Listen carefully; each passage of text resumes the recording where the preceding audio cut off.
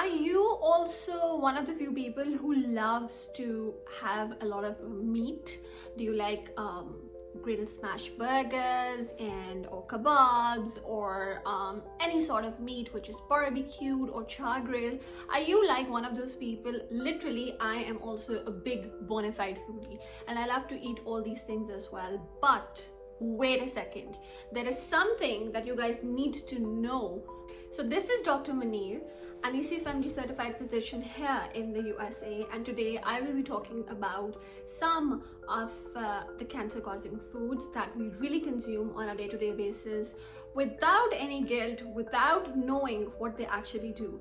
I will be, as I promised in my last video, I will be talking about these food items and I will be actually explaining you why do they cause cancer. I will be talking about research and I'll be talking about facts, and they're not going to be merely my words coming up from my mouth, but I will be stating the facts that are written in the research papers. The first and the foremost thing that I've really found out, and I think most of you might be knowing it beforehand as well, is the first food is red meat. Let's break it down. Now, who does not like beef? Who doesn't like pork? Or who does not like lamb or mutton? We all love it. I'm a meat lover as well. But there's certain facts that you need to know. Now, the first and the foremost thing that I would be telling today is that red meat is actually, it's the richest source of heme. That's the iron, right? That gives the nice red color to the meat. But now what we don't know is that this heme has the potential of converting in the gut into nitroso compounds, which is also called as NOC. You can Google it to actually get yourself informed about it more. This is carcinogenic. This can alter the DNA strands. It can cause cancer. Now, the second important thing that I will be talking about today is that this meat, when this is cooked at high temperature, like for instance, we're char grilling it, we're barbecuing it, or we're pan frying it. Now these meats, this is what actually causes the formation of the cyclic amines. Now these cyclic amines are again turned out to be that these are carcinogenic and they're responsible for causing cancer. The second most common thing that's actually responsible for causing cancer is the processed meat. Now we all love sausages, hot dogs, bacon. Specifically, I love sausages in my breakfast, but it's actually rich with nitrates or nitrites, which we add in them in order to preserve this meat, and that is responsible for causing certain nitrosamine compounds, which are again carcinogenic. That means they can alter your DNA. So the third and the most important thing is, which is responsible for causing cancer, is alcohol. It's not a food, but it's a drink, right? And alcohol is basically considered as one of the major reasons for causing a lot of pharyngeal, oral, gastric, hepatocellular carcinomas. It's one of the leading causes of that. I will be talking about in detail, but first let's break it down. Should someone stop alcohol at all? It's up to you. But I'll be telling you the normal amount or the standard drink that you're allowed to consume, which is safe for your body. So what that is 14 to 15 grams of alcohol, which is round about 0.5 to 0.6 ounces, equivalent to 12 ounces of beer, 5 ounces of wine, and 1.5 ounces of 80 proof liquor. I will be attaching the screenshot of this thing for you guys to take a screenshot as well, so that you guys can remember it next time when you're having it.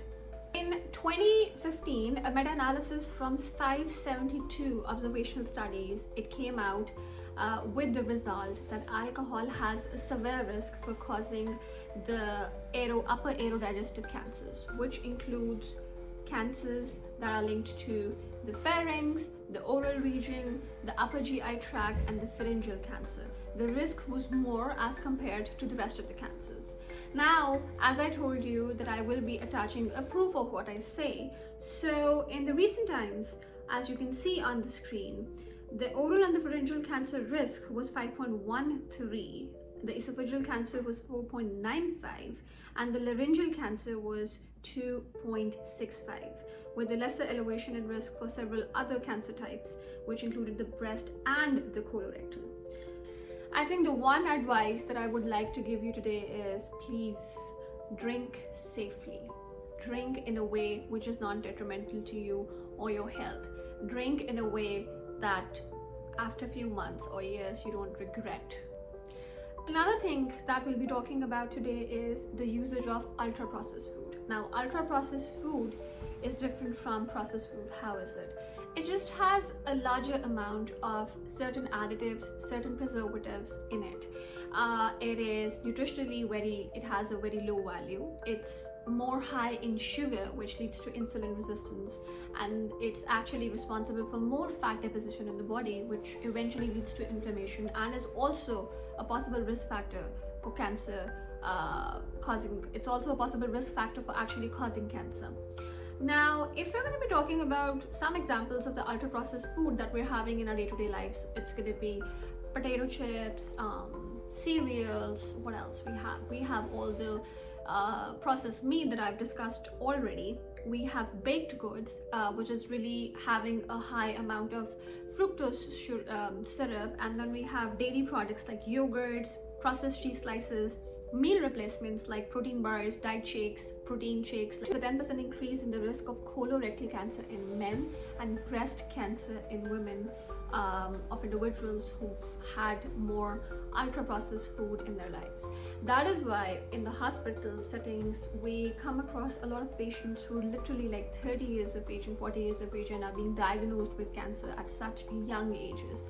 And one of the biggest example is what we eat, what we breathe, and how we're living our lives at the moment, apart from a lot of other medical reasons behind that. Last but not the least, one thing that I'll be talking about today is the usage of aspartame, which is an artificial sweetener that's found in most of the drinks that we have, sodas, all the diet sodas, and a lot of energy drinks as well. Now, according to the research, aspartame is actually made up of 3 compounds. These 3 compounds are what? Aspartic acid, it's phenylalanine and methanol. And when these phenylalanine and methanols are going to be broken down, they're responsible for causing formaldehyde formation that actually leads to, it's a possible carcinogen as well. However, the amount of methanol that is produced by the breakage of aspartame is really less.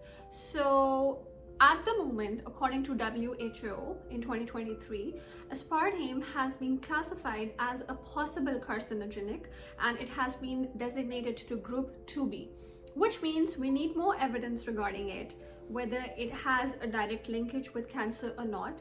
We're actually short with the proof regarding it, but there is a causal association between the usage of aspartame and cancer.